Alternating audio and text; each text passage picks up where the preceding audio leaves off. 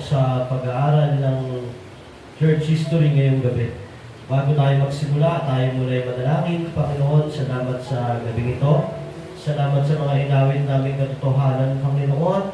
At nakakagalak dahil alam namin, Panginoon, na ang mga awiting ito ay nagbibigay ng kaluwalhatian sa iyo. Sa gabing ito, buong pakumbaba kami humingi ng awa at biyaya mo, karunungan, katalinuhan sa pag-aaral namin, Panginoon. At sa pananalangin namin, O Diyos, samahan mo kami. Dahil alam namin kung wala ang iyong pagsama, maraming kulang ang aming ginagawa. Walang kabuluhan ang aming ginagawa kung di mo kami sasamahan. At alam namin, O Diyos, na tanging sa pamamagitan lamang ng presensya mo, nakakaranas kami ng kagalakan, nakakaranas kami ng katotohanan, Panginoon, sa pananalangin, at mas nagagabayan kami at napapatubayan lang iyong presensya na hiningi namin ito sa aming kalagitnaan, sa aming pananalangin din ngayong gabi ito. Tulungan mo kami at turuan, itanim sa puso at isip namin ang aming mga matututunan. Ito ang aming panalangin sa pangalan ni Jesus. Amen. Yan po, yung ginawin natin, His Robes for Mine, napakaganda pong awitin noon. Pagpapakita iyon ng pagsuot ni Kristo ng ating kasalanan, ng ating karumihan, at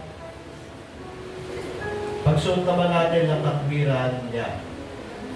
So napakahalaga po ng pagsusuri din ng kanta, di ba? Kasi ang pag-awit ng papuri sa Panginoon ay part ng pagsamba. So dapat iyan ay may essence ng truth, may essence na din ng hindi lang truth, kundi talagang theologically tama.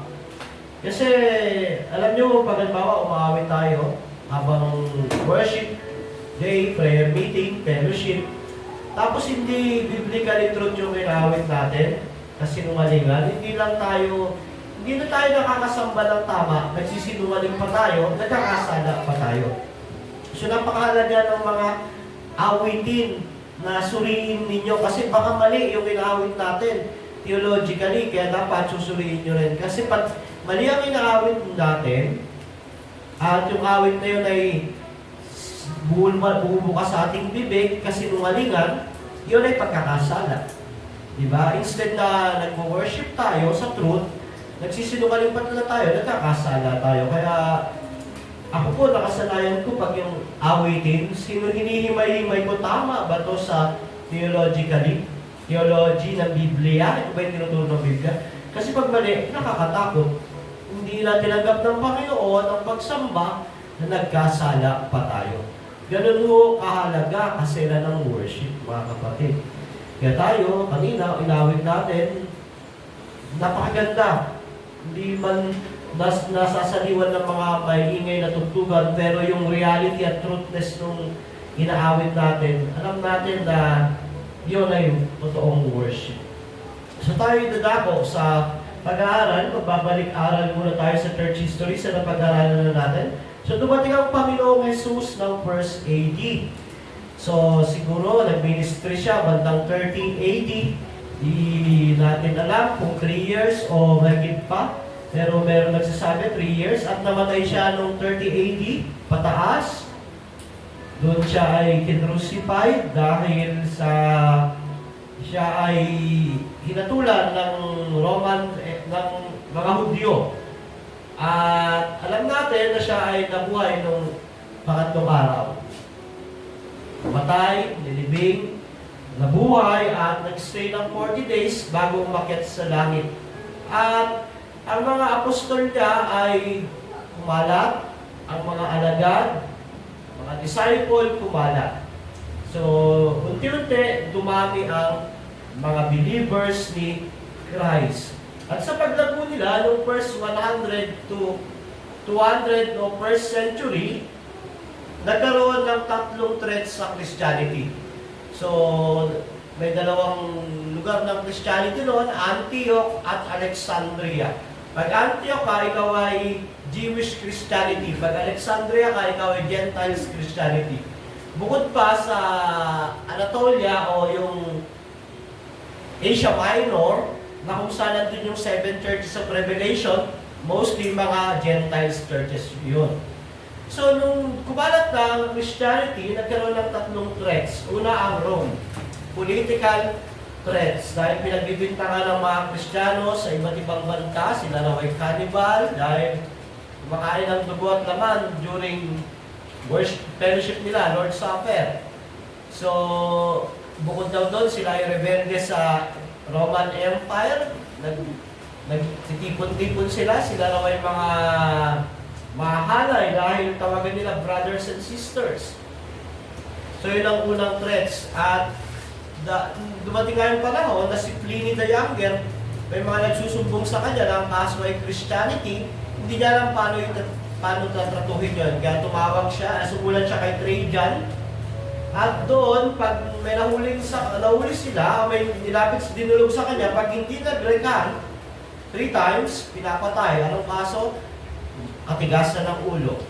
Alam niya lang mamamatay, pinipilit pa niya na Kristiyano siya. Pero ganoon ang mga Kristiyano noon. Namamatay sila dahil hindi nila dinideny si Kristo. So pag dinilay, automatic, ibig sabihin, mali yung accusation.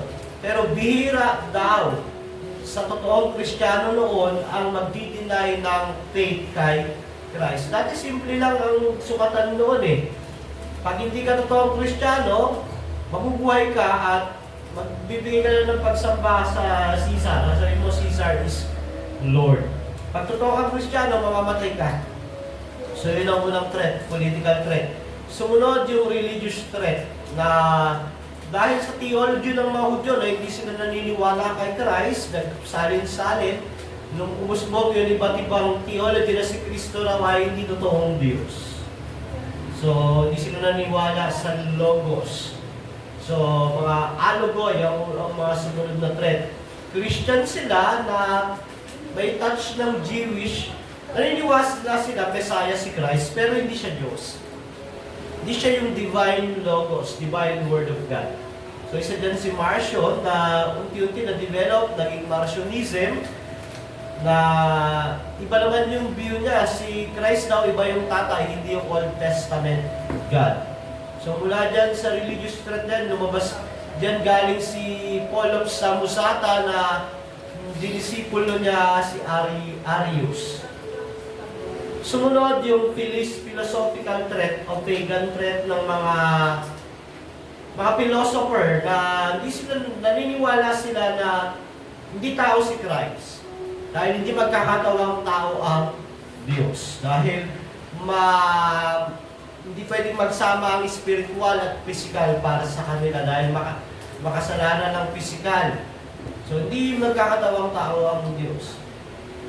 So, ngayon, nandito pa rin yan. Yung Gnosticismo,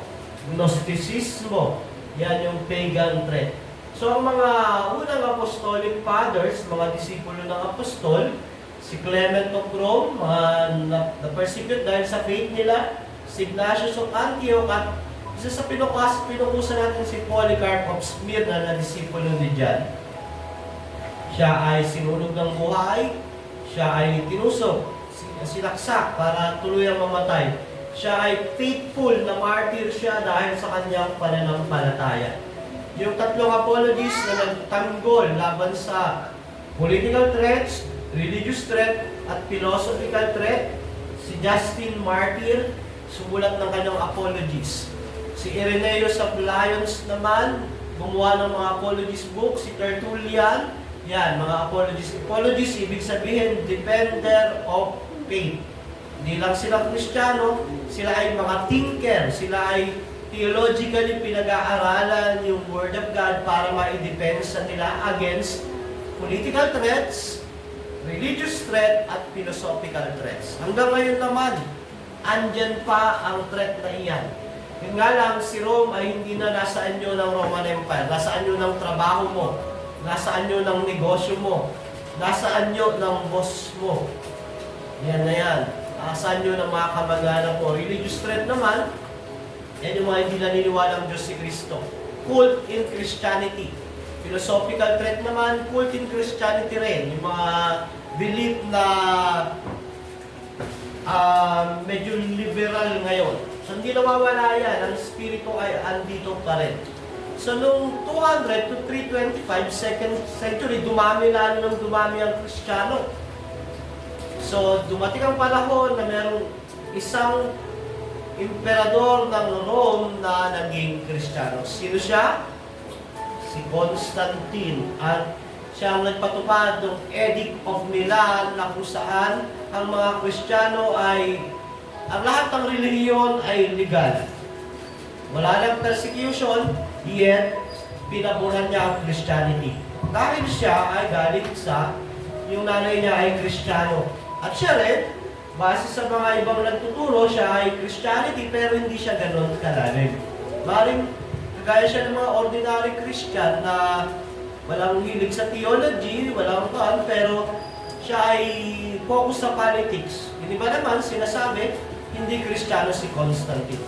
Hindi ko alam, pero siya ang ginamit ng Diyos para malegalize ang Christianity at hindi na pinapersecute.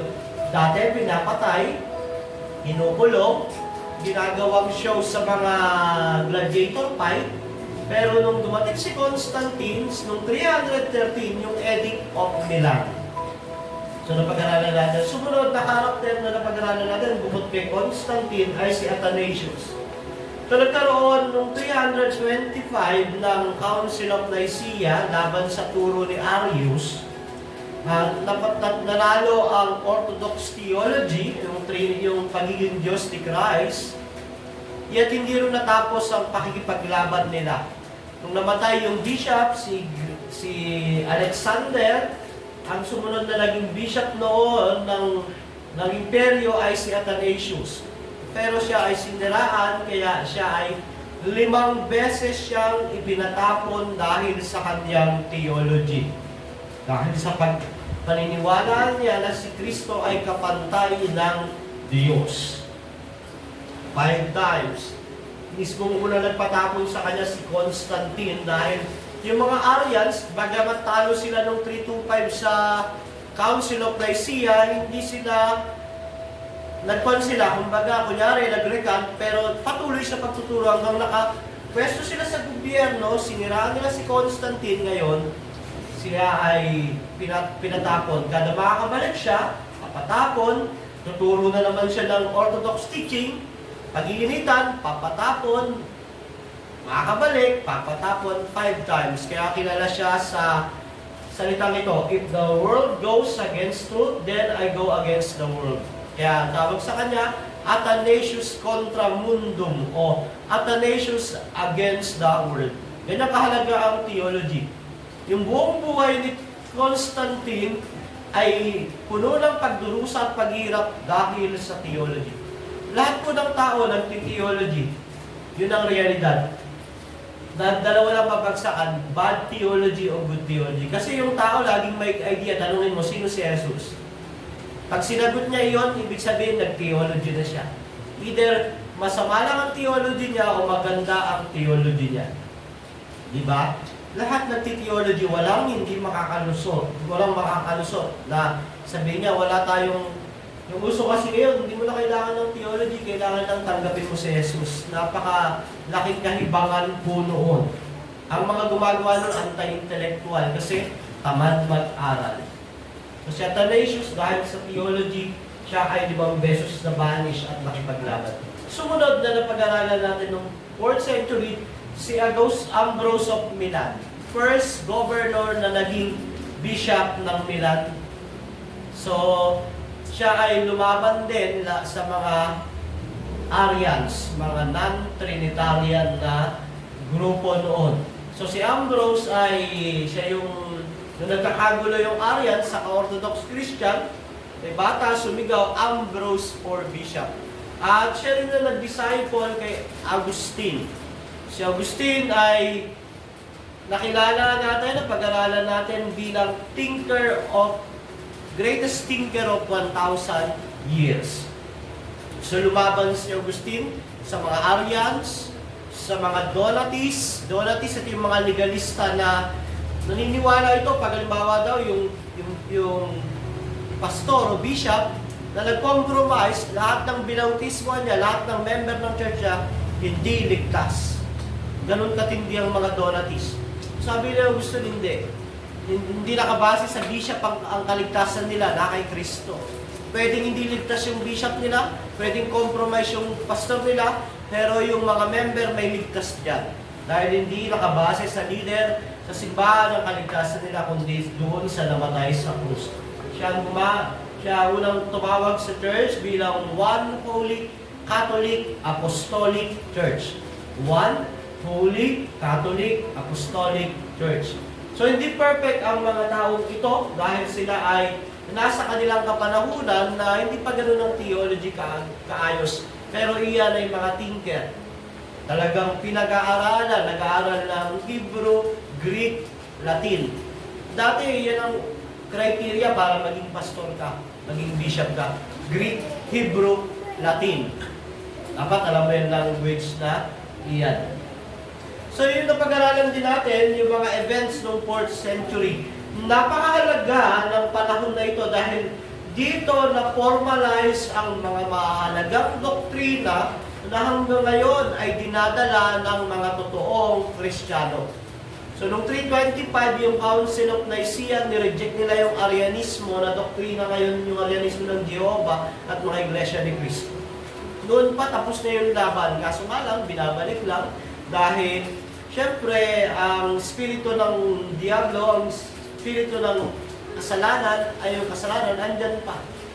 So, 325, Council of Nicaea, inaffirm yung deity ni Christ, pagka-Diyos ni Cristo.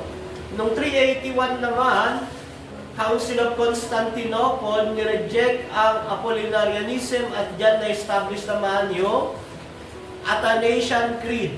Noong 325, Nicene Creed, 381, Athanasian Creed. So yan yung one. Epekto ng pagtuturo ni Athanasius. So noong 431 AD, yung council naman ng Ephesus, nireject nila yung Nestorianism, yan lalong lumawak ang pag-aaral sa pagiging divine and human ni Christ. Noong 451, Council of Chalcedon, iyan na yung pagtatatag ng doctrine tungkol sa pagiging divine at human ni Christ o yung hypostatic union. So nireject din yung Eutychianism at Nestorianism. Tayo ngayon ay dadako sa 5th century. May isang karakter tayong pag-aaralan dito na naging mahalaga sa mission. Si Saint Patrick. Sino nakakilala kay Patrick? Hindi kayo nanonood ng SpongeBob? Ayan. Hindi po siya yun. So si Saint Patrick ay pinanganak noong 4th century sa isang mayamang Kristiyanong pamilya sa British, sa England. So, ang England noon, under siya ng Roman Empire. Ang England ay under ng Roman Empire at dahil na-Christianize nga ang Roman Empire through Constantine, yung mga bansa na sakop nila, sila ay unti-unting na-Christianize. Pero hindi lahat. May touch pa rin ng paganism, pero unti-unti dahil popular ang Christianity at wala ng persecution, so si Patrick ay pinanganak sa rich Christian family noong 385 o 392 AD. Ganun siya pinanganak. At siya ay, bagamat siya pinanganak sa Kristiyanong pamilya, hindi siya focus sa Christianity. Wala lang, parang dahil tatay niya, nanay niya, Kristiyano, atin siya pupunta pero wala sa puso niya. Sa mga tuwid, hindi siya ligtas noong una. So, kinilala si Patrick bilang apostol ng Ireland. Bagamat alam natin, wala nang apostol noon, naging bansag lang sa kanya. Ginamit siya ng Diyos para itaboy ang mga paganong relihiyon doon. From slave to bishop. Kilala dyan si Saint Patrick. So, yung pinanganak nga siya sa mayamang pamilya at nung siya ay 16 years old, siya ay nakidnap. Ni-raid yung lugar nila sa England, kinuha siya, kinidnap siya at binenta siya bilang slave sa Ireland. Diba? Yung mula England, may mga dumayo roon na mga raiders na Irish, nakuha siya, At pagdating sa Ireland, binenta siya bilang slave. Ang naging master niya ay isang pari ng Druidism o paganong relihiyon ng Ireland. At doon bilang slave, sa loob ng 6 na taon, siya ay naglingkod bilang shepherd. Malayo sa kanyang bayan, at dito, sabang siya ay naglilingkod bilang alipin sa isang bansa na ang amo niya ay, ang tawag ito ay pagano, pari ng isang pagano, siya ay natuto ng lingwahe nila, ng Gaelic language. Siya rin ay natutunan yung mga ritual o relihiyon ng Druidism. So, nung unti-unti, nakita niya yung kaibahan ng Kristyanismo sa pagan practices. At dahil dito, sa 6 years ng kanyang slavery, natuto siyang manalangin. At base sa mga libro, siya ay 100 times nananalangin a day. 100 times, hindi ko alam kung paano. Pagising siguro, 5 minutes, tapos maya-maya, 5 minutes, 5 minutes, 5 minutes hanggang gabi. Ganon kalumalim ang kanyang pananampalataya sa pamamagitan ng pananalangin during his slavery.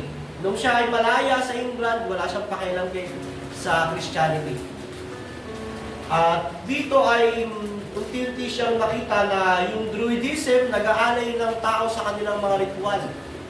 Nakita niya yung kadiliman ng paganong relihiyon at yung liwanag ng Kristyanismo relihiyon sa pamamagitan ng Ebanghelyo ni Kristo.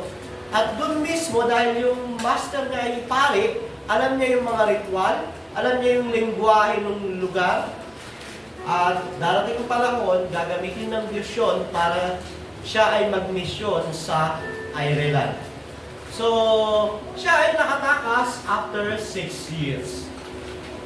So, base sa kwento, nakita raw na minsan, siya ay namamasyal, doon sa area naman, nakakit siya ng bakod, tumakbo siya ng napakalayo, hanggang umabot siya sa Pampang, meron siyang nakita isang bangka o boat, barko na nagsasakay papunta sa lugar niya. At nakiusap siya ron sa kapitan, na isakay siya, pero ayaw makisama ng kapitan dahil wala silang pakialam sa mga slave na tumatakas. Hopelessly, nanalangin siya hanggang dumating yung isang tao, sabi niya, diyan ka lang dyan. Halika rito, dito ka sa ilalim, magtago ka. So, mandar yung barko. Nung nasa ilalim na siya ng barko, nung nakita ng kapitan, wala nang magawa yung kapitan, kaysa ihagis niya, tinanggap niya na lang bilang katuwa o alipin doon sa barko na yun. Naglakbay sila pabalik sa England. At merong account kay St. Patrick na pagkatapos nila maglakbay, nasa Pampang sila yung naglalakbay by walk, may lakad lang papunta rin sa mismong bayan ng England. Sila ay nagutom, wala talagang pag-asa at gutom na gutom. Sabi nung pinaka-leader nila, di ba Patrick, Kristiyano ka? Manalangin ka sa Diyos mo, nabigyan tayo ng pagkain, kaysa mamatay tayo sa gutom dito. Sabi ni Patrick sa mga tao na kasama niya, kung isusuko niyo ang buhay niyo kay Jesus at sasampalataya sa Kanya bilang Panginoon, hindi kayo mamamatay sa gutom, papakainin niya tayo ngayong araw na ito. Grabe yung yung boldness. At habang naglalakad daw sila, dumaan yung baboy. May mga dumaang baboy. Pagkatapos na nakakain sila ng ham, siguro, lechong kawali, pork chop, liempo. At lahat ng kasama niya na tao doon, nagsuko ng buhay kay Jesus. Pagkatapos doon, nakabalik na siya sa pamilya niya, pero ito ang problema. Lagi siyang nananaginip at nakikita niya yung kalagayan ng mga tao sa Ireland. Doon pa lang, nung nandun na siya, nakita niya na yung kadiliman ng paganong relihiyon na walang Christianity. At nung nakabalik siya, lagi siyang nananaginip kung paano yung mga tao sa Ireland walang pag-asa dahil wala si Kristo sa kanila. So, Patrick experienced a dream or divine calling. Nagkaroon daw siya ng panaginip na bumalik doon, hindi na bilang slave, bilang isang missionary. So, nag-aral siya sa France. At Dumating si Patrick 10 years bago mamatay si Saint Agustin sa France.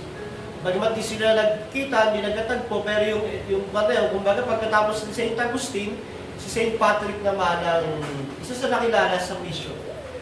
So, nag-aral siya sa monastery, pinag-aralan niya yung mga church father, pinag-aralan niya yung Bible, pinag-aralan niya paano ipangaral ang Ebanghelyo, at siya ay bumalik sa Ireland. Noong 432 AD, siya ay naging pastor o bishop, at pinadala siya para i-evangelize ang mga non-believers doon sa Ireland. So, ang una niyang, nung siya ay pagkababa pa lang ng Pampang, dahil pamilyar siya sa relihiyon ng Ireland na Druidism, alam niya yung Gaelic language, so ang una niyang na-missionan yung chief doon. At yung chief doon ay sinira niya naligtas. Kalimutan ko yung pangalan, nasa dulo ng kawal na habang nag-aaral ako. Pero, hindi naging madali kay Patrick ang kanyang misyon sa Ireland. Nagalit sa kanya ang mga Druids, ang mga pare, ang mga leader ng paganong relihiyon ng Druidism. At base sa pag-aaral, 12 times siya muntik mamatay at niligtas lang siya ng Panginoon. Siya ay ninakawan, binugbog, pinagkangkaan ang buhay niya. Maraming ulit, pero nanatili siyang matatag dahil sa Panginoon. So, ang simbolo ng mission ni Patrick, sabi diyan, the legend of driving the snake out of Ireland is a power symbol of his work driving out spiritual darkness and evil from the land. Nung dumating si Patrick, sinira niya yung mga tribo-tribo at maraming na-Christianize, unti-unti yung paganong relihiyon na nag-aalay ng tao at talagang, alam niyo yung napapanood yun na yung tao papatayin, tapos talagang yung sinasamba yung mga hayop. Naging simbolo ni Patrick na pinalayas daw ni Patrick yung ahas. Alam naman natin yung snake, sumisimbol yan ng Garden of Eden, Satan. Doon sa Ireland, siya yung ginamit ng Diyos para palayasin yung relihiyon ng Druidism. Pero hindi ganoon kadali ang kanyang pinagdaanan. Marami siyang nagawang sulat, letter, pero nakilala si Patrick dito. So, mamaya na, ito pa pala. So, hindi lang iyon, siya ay nag-establish ng church, nag-baptize ng maraming tao, at unti-unti, na-Christianize ang Ireland. So, ang legacy ni St. Patrick, nakilala siya sa St. Patrick breastplate. Ito ay hymno na isinulat niya ito. Sabi nung hymno na yan, Christ beside me, Christ before me, Christ behind me, Christ within me, Christ beneath me, Christ above me. Nung nagmi-mission siya sa Ireland, kabigla-kabila ang banta ng kanyang buhay. Lahat ay halos papatayin siya pero wala siyang pakialam dahil ito ang inaawit niya. So ito yung kabuuan ng St. Patrick breastplate. Awitin ito na sinulat, I bind unto myself today the strong name of the Trinity, by invocation of the same, the three in one and the one in three. I bind this day to me forever by power of faith, Christ's incarnation, His baptism in the Jordan River, His death on cross for my salvation, His bursting for my spicy tongue, His riding up the heavenly waves, His coming at the day of doom, I bind unto myself today. Tinatali niya raw ang pangalan ng Trinidad, ang kapanganakan ni Kristo, ang bautismo ni Kristo, ang pagbabalik ni Kristo. I bind unto myself the power of great love of cherubim, the sweet well done judgment in our confessors' faith, apostles, word, the patriarch, prayers, the prophet's scroll. Tinatali niya raw yun sa kanyang sarili. All good deeds unto the Lord, the purity of virgin souls. I bind unto myself today the virtues of starlet of heaven. Pero ito yung pinaka-highlight niyan. His eyes to watch, His might to stay, His ear to hearken to my need. The wisdom of my God to teach, His Son to guide, His shield to ward. The Word of God give me speech. His heavenly host to be my guard. Christ be with me, Christ within me, Christ behind me. Christ before me, Christ beside me. Christ to win me, Christ to comfort and restore me. Christ beneath me, Christ above me, Christ in quiet, Christ in danger, Christ in hearts of all that love me. Christ in mount of friend and stranger, I bind unto myself the name, the strong name of the Trinity. By invocation of the same, the three in one, the one and three, whom all nature has creation, eternal Father, Spirit, Word, praise to the Lord of my salvation. Salvation is of Christ the Lord. Alam niyo yung essence ng kanta? Na soberano ang Diyos sa buhay niya. Despite ng danger, despite ng mga pagsubok at problema, nanatili si Patrick sa paglilingkod sa Panginoon sa Ireland. Kaya nga yung Ireland, during nung panahon niya ay na-Christianize. At makikita natin yung mission unti-unti na nag-spread ang Christianity. At after neto, makikita natin na unti-unti naman neto ay magko-collapse na ang political Rome. Diba? Si Constantine, political Rome, papalitan na siya ng Rome na ang mamumuno ay Pope, ay ang mga Pope o ang mga Kristiyano na. Pero unti-unti nagbabago. Noong 410, nilusob ang Roman Empire at lahat ng mga sundalo ng Roman Empire bumalik sa mismong Kapitolyo nila para ipagtanggol. At dito unti-unti magko-collapse na iyan. Hindi na ang Pope ang mamumuno pagdating ng panahon, ay hindi na ang emperador ang mamumuno. Sino na? Ang Pope na. Ganyan unti-unti nag-transition ang history mula sa persecuted religion na unti-unti nakokorap hanggang sila na yung leader ng buong Roman Empire. Nawa ay may natutunan tayo. Ano yung ating lesson dito sa napag-aralan natin? Saan man tayo pumunta? Basta tayo ay nasa kalooban at paglilingkod sa Panginoon, hindi niya tayo iwan, mababayaan. Kagaya ni Saint Patrick. Si Patrick, nung siya ay nakalaya, nakatakas sa pagiging slave, komportabling buhay, iniwan niya ulit. Bakit? Dahil nakita niya yung mga taong inaalipin ng kasalanan at ng mga masamang katuruan. So, bumalik siya roon, pero hindi lang isang slave, kundi isang missionary ni Kristo. At dito, hindi siya pinabayaan ng Diyos sa kanyang 40 years sa paglilingkod sa Ireland. Tayo rin po, kahit saan tayo magpunta, kung pinapangaral natin ang Ebanghelyo ni Kristo, na may katapangan at katapatan, sabi ng awitin, Christ before me, Christ beside me, Christ to win me. Dahil si Kristo ay soberano. Nawa ay may natutunan tayo at napagpala tayo ngayong gabi ito. Meron po ba katanungan o discussion pa?